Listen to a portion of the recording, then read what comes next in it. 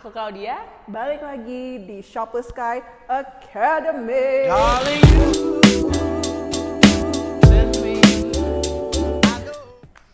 Oke, jadi hari ini yang kita mau bahas itu adalah, pertama aku mau tanya, pernah nggak sih kalian ke nursery atau ke rumah teman gitu, terus di dalam pot tanamannya, di atas media tanamnya, itu kayak dilingkerin dengan sesuatu yang mirip rambut jagung gitu. Pernah nggak, Clau? Pernah banget dan aku sendiri juga pakai. Yap, jadi hari ini yang akan kita bahas adalah sabut kelapa. Sabut kelapa itu apa? Jadi basically dia serat kelapa yang sudah Dikeringkan dan dibersihkan. Jadi terus dia bentuknya kayak abon. Terus untuk pemakaian itu ya itu ditempatkan di atas media tanam. Untuk apa persisnya, Claudia? Gini, jadi kalau kita ngelihat nih namanya media tanam atau pot, kalau misalkan tanpa dikasih itu, pasti kita langsung lihat tanah kan, dan konotasinya mungkin kotor atau jorok. Sedangkan kalau kita kasih sabut kelapa, kita bisa tutupin area tanah itu sehingga jadi lebih estetik. Dan kalian bisa bayangin dengan dedaunan atau tanaman yang warna hijau, lalu dikasih sabut kelapa yang warna coklat, jadinya jadi makin cantik. Gitu salah satunya. Tapi selain keperluan estetika, sabut kelapa juga sangat berfaedah untuk tanaman yang lebih suka media tanam yang cenderung lembab. Jadi sabut kelapa tuh sangat-sangat baik untuk bantu menjaga kelembapan di media taman. Nah, catatannya kalau kalian udah tahu nih sabut kelapa untuk menjaga kelembapan berarti kurang cocok ya, atau tidak disarankan untuk kasih sabut kelapa ke tanaman-tanaman yang memang lebih suka media tanam kering. Oke? Nah, sekarang tentang penyiraman gimana sih Kak harusnya?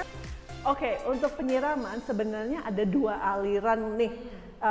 Tidak bertentangan tapi tidak satu haluan juga. Jadi aku sendiri lebih suka mengangkat sabut kelapanya baru siram media tanam di bawahnya gitu. Tapi kayaknya Clau beda ya? Bener, kalau aku beda. Kalau aku tim praktis nih.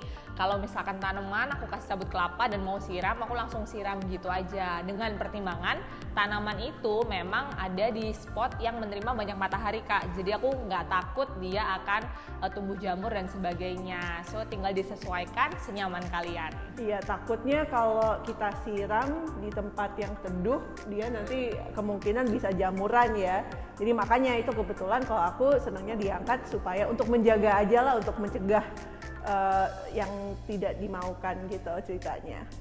So, dengan catatan yang tadi, setelah kita tahu sabut kelapa itu untuk menjaga kelembapan, maka tidak disarankan ya untuk menggunakan sabut kelapa di tanaman-tanaman yang memang lebih suka media tanam kering, seperti kaktus dan juga sukulen.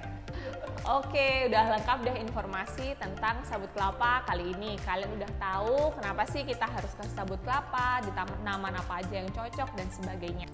Sekarang giliran kalian cerita kalau kalian emang juga pakai sabut kelapa untuk tanaman kalian tim yang mana nih saat nyiram, atau punya tips lain? Silahkan drop di kolom komentar.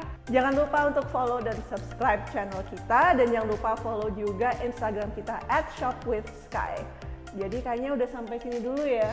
Yap, sampai ketemu di episode selanjutnya. See you, bye-bye.